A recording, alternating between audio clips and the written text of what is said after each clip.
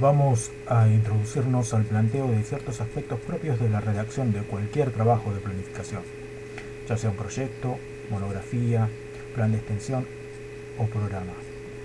Cuando nos referimos a estos trabajos, la cuestión argumentativa de cada propuesta debe ser pensada, en este caso, desde la lógica de Anderlecht,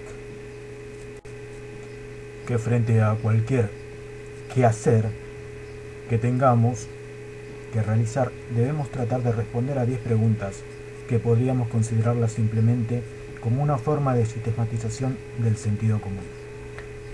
Las respuestas a estas preguntas son cuestiones que proporcionan las condiciones mínimas para establecer anticipadamente una serie de decisiones que permiten introducir organización, racionalidad, compatibilidad y coherencia a la acción. Por otra parte, no es necesario elaborar un proyecto completo para terminar dándonos cuenta que no es viable para su realización. Estas preguntas pueden ayudar a considerar y descartar propuestas con el fin de hacer diseños que, al menos de forma preliminar, tengan algunas posibilidades de realización y no sean castillos en el aire. En este video solo abordaremos los primeros apartados, ya que a lo largo de las sucesivas clases iremos viendo los otros apartados que complementan un proyecto, un plano, un programa. Básicamente, este video nos servirá para introducirnos al tema, aunque ya hemos visto algunas cuestiones en clase.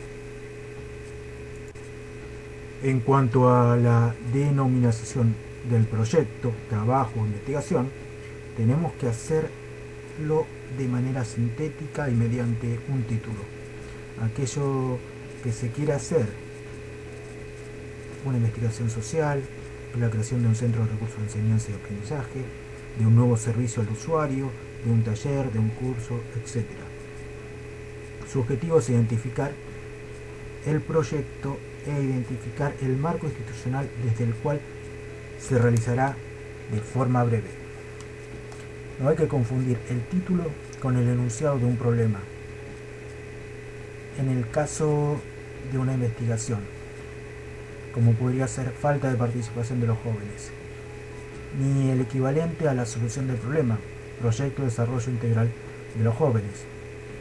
Estos errores, dice Anderlecht, son bastante frecuentes, por lo cual es necesario evitar para poder seguir desarrollando adecuadamente el diseño de la planificación, ya que una mala denominación nos puede conducir a una formulación imprecisa y muy amplia de objetivos, falta de concreción de las actividades, entre otras cuestiones. Si hablamos de la naturaleza que motiva la implementación de este plan, proyecto, programa o investigación, es necesario desarrollar una serie de cuestiones que sirvan para describir y justificar nuestra propuesta, como puede ser en este caso un resumen o una descripción. ¿Qué se quiere hacer? Hay que realizar una descripción más amplia, definiendo y caracterizando la idea central de lo que se pretende realizar. Esta caracterización o descripción hay que hacerla contextualizando la propuesta dentro de un programa del que forma parte, si se trata de un proyecto. Básicamente se trata de ampliar en sus aspectos esenciales la información que proporciona la denominación. No debe ser tan extensa, sino que dé una idea exacta acerca de lo fundamental del mismo: tipo, clase, ámbito que abarca, contexto en el que se ubica desde el punto de vista de la organización. Llegamos a un punto importante, como es la fundamentación de toda propuesta. Diríamos como un punto neurálgico dentro del trabajo, el que va a dar línea de coherencia a todo lo que hagamos. La fundamentación o justificación nos responde al por qué se hace, cuál es la razón de ser y origen. En la fundamentación hay que presentar los criterios, argumentación lógica y las razones que justifican la realización del mismo. En este punto, como apreciación personal, diferenciándome de lo que tal vez dice el autor, pero aún sin contradecirlo, podría decirles que una buena fundamentación fácilmente se puede dividir en tres partes, secciones o momentos que son fáciles de identificar o diferenciar. En el primero debemos responder al porqué, pero desde el contexto en que le damos marco. Aquí nuestras palabras se hacen oír a través de las observaciones, datos y diagnóstico que hemos hecho. ¿Por qué es necesario este trabajo, propuesta o plan para este grupo determinado, para esta institución? ¿Qué necesidad, motivo, problemática u otra característica particular nos da la pauta que nos habilita para hacer el trabajo? Por lo cual, con nuestras palabras y desde esa realidad nos adentramos en el argumento que fundamentará cada acción que realicemos. En un segundo momento, debemos validar lo que hemos dicho y expresado con anterioridad con citas de autoridad que le den marco teórico a nuestra propuesta.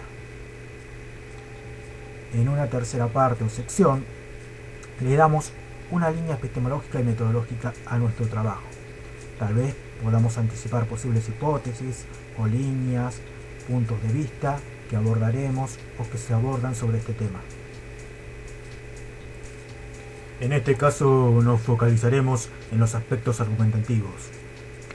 Tomaré la perspectiva de Marta Marín. Ella hace una diferenciación de este modo discursivo dependiendo del apartado y en los distintos momentos del texto académico científico. En cuanto al resumen, el autor necesita convencer al lector de la importancia social y epistemológica del tema que se va a tratar en el texto y la validez del enfoque y la importancia de los resultados logrados. En una introducción, el autor necesita convencer de la importancia y necesidad de encontrar una solución al problema que se presenta, o bien quiere mostrar cómo su trabajo viene a romper con un conocimiento cristalizado. En una discusión, se suele demostrar cómo los resultados se relacionan con la bibliografía científica precedente y otras derivaciones igualmente importantes para futuras líneas de investigación o futuros desarrollos metodológicos. Si un texto presenta conclusiones, es necesario retomar la exposición de la hipótesis, mostrar las evidencias y los razonamientos que lo confirman y finalmente exponer la formulación de una tesis, sus implicaciones y perspectivas. En las reseñas aparecen evaluaciones que tienen una orientación argumentativa por cuanto están destinadas a crear en el lector la apreciación positiva o negativa del texto reseñado. Lo mismo ocurre en los estados de la cuestión o estados del arte, porque al pasar revista a la bibliografía científica disponible, se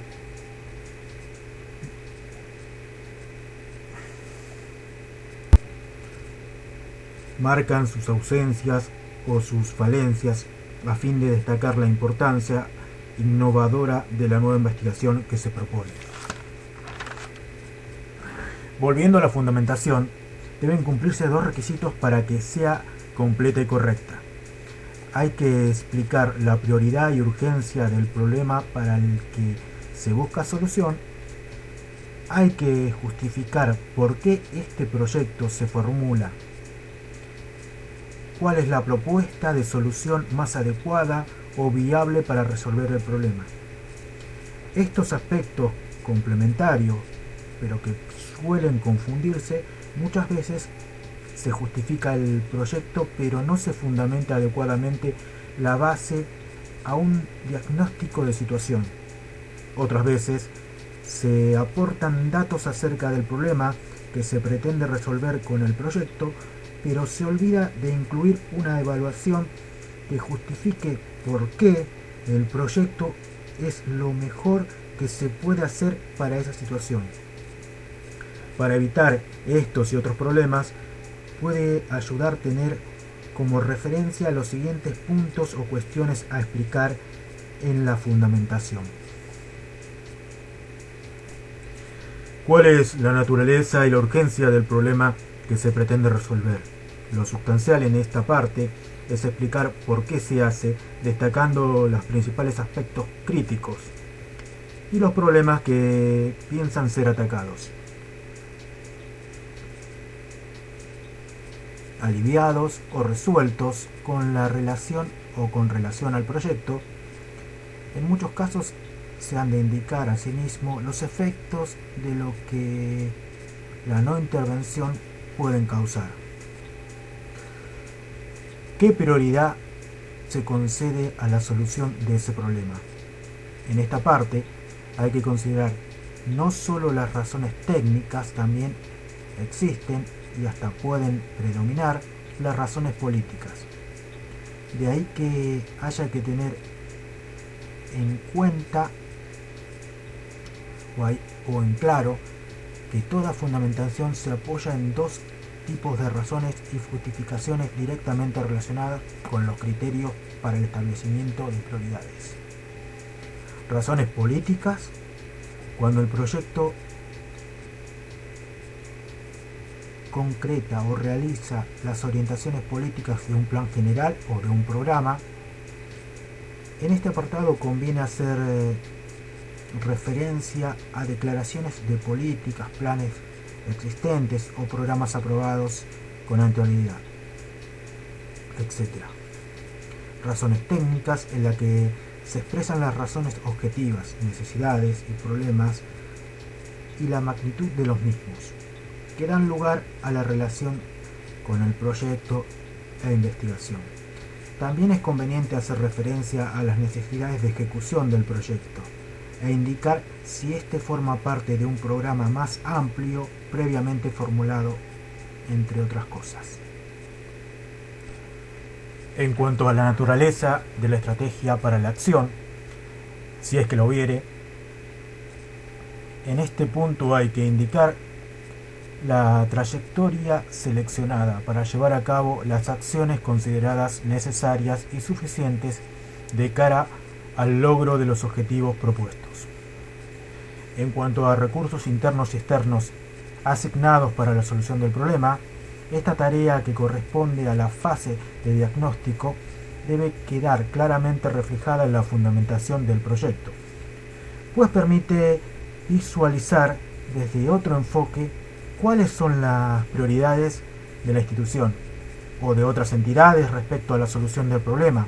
Además, la existencia o no de recursos para resolver un problema condiciona en gran medida las posibilidades de ejecución y viabilidad del mismo proyecto o investigación que se lleva a cabo. En cuanto a la justificación del proyecto de investigación en sí, en esta parte hay que presentar los resultados que hay o que hayan arrojado la evaluación previa al proyecto acerca de su viabilidad, análisis de costo-beneficio, costo-oportunidad, producto, efectos, impacto, etc. Esta evaluación permite seleccionar y evaluar y priorizar. También se hace después la formulación y diseño, que en este punto se puede incluir una síntesis de los datos de diagnóstico o estudio previos que justifiquen el proyecto, así como algunas previsiones sobre la transformación de la situación problema que se pretende resolver con la realización del proyecto, investigación o plan a llevar a cabo. En una fundamentación, cualquiera sea la característica del trabajo, ya sea investigativo, plan de extensión, bibliotecaria, proyecto de formación de usuarios, proyecto de gestión o cualquier tipo de planificación que realicemos, tiene que enfocarse al por qué lo realizamos, pero el por qué no lo fundamentamos desde una cita teórica descontextualizada, sino que tenemos que darle un contexto y un marco a lo que vamos a expresar. Que la otra persona que lea nuestro proyecto, plan o programa identifique claramente cuál es la necesidad que motivó el mismo, cuál es el problema, qué pretendemos hacer, para quién va dirigido. El darle un contexto, un marco, nos da la pauta de que nos va a dar el presupuesto, nos va a dar el tiempo o los recursos, o nos va a permitir implementarlo en cierto momento. Si no dejamos en claro cuál es el porqué, pero el porqué real para esa institución, ya vamos a pérdida. Muchas veces se encabezan una fundamentación con una cita teórica o con una generalidad sobre cualquier biblioteca que se pueda ajustar a cualquier realidad, que en este caso no es la nuestra.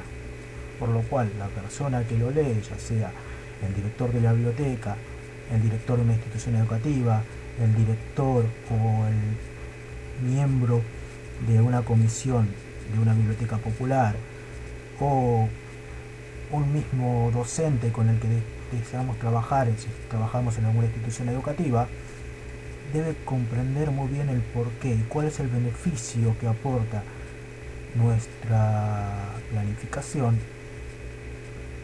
y cuál es la ventaja o la novedad que traemos para que valga la pena su implementación. El ser claros y directos de qué es lo que pretendemos hacer, por qué nos motiva, nos abrirá las puertas para realizar cualquier planteo o trabajo. Muchas veces el escudarse tras citas bibliográficas o argumentos grandilocuentes que dicen un montón de cosas pero no dicen nada, nos alejan de la realidad, por lo cual ajustarnos a esa realidad nos da la pauta de que nuestro trabajo es viable y factible de realizar, que no es una cuestión que está pendiente en hilos de algodón, y podemos llevar a cabo nuestro proceso de investigativo, nuestro proyecto, nuestra planificación. El aspecto argumentativo, los canales de comunicación que establezcamos con nuestro interlocutor, son los que nos dan la pauta de que podemos concretar cualquier proyecto, planificación, investigación que llevemos a cabo. Por eso en la generalidad argumentativa, más allá de que sabemos que hay diferenciaciones entre un proyecto, un plan o una investigación, la cuestión argumentativa y la línea que debemos seguir es la misma para cada enfoque. Anderett nos da pautas generales para una guía de elaboración de proyectos. Marta Marín nos aporta cuestiones argumentativas y de redacción académico-investigativa. Por lo cual, este género académico al que hacemos alusión, más allá de los propios términos que hacen a cada ciencia, a cada área de conocimiento, tenemos que generar desde la simpleza y desde hacer accesible el texto a cualquier persona el punto de entrada a nuestra propuesta. En siguientes videos abordaremos otros apartados de los trabajos solicitados.